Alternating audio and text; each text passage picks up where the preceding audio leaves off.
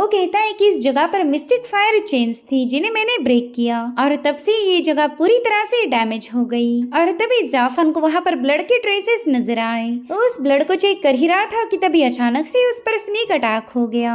फेरी जिन अपने कई सारे एनर्जी डैगर्स लेकर सीधे जाफन की तरफ आगे बढ़ रही थी, मगर जाफन की डिमोनिक एनर्जी ने उसे पीछे की तरफ पुश कर दिया। फेरी जिन स्माइल करते हुए जाफन से कहने लगी कि एक लंबे अरसे के बाद हमारी मुलाकात हुई है और देखो तो तुमने अपनी कल्टीवेशन को भी इम्प्रूव कर दिया।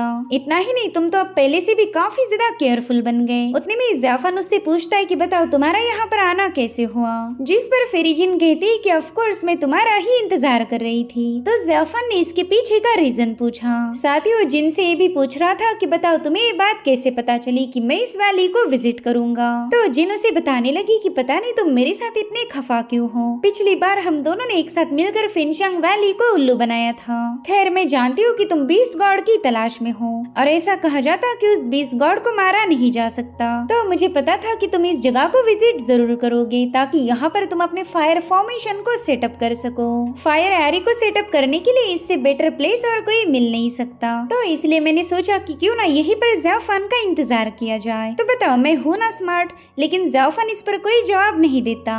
वो तो तुरंत ही ग्रे मंकी को लेकर एक चट्टान के पीछे जाकर छुप जाता है। तो फेरी जिन भी तुरंत ही उसके पीछे रवाना हो गई। दरअसल वहाँ पर फिनशांग वैली का सुप्रीम एल्डर युनलान पहुंच चुका था।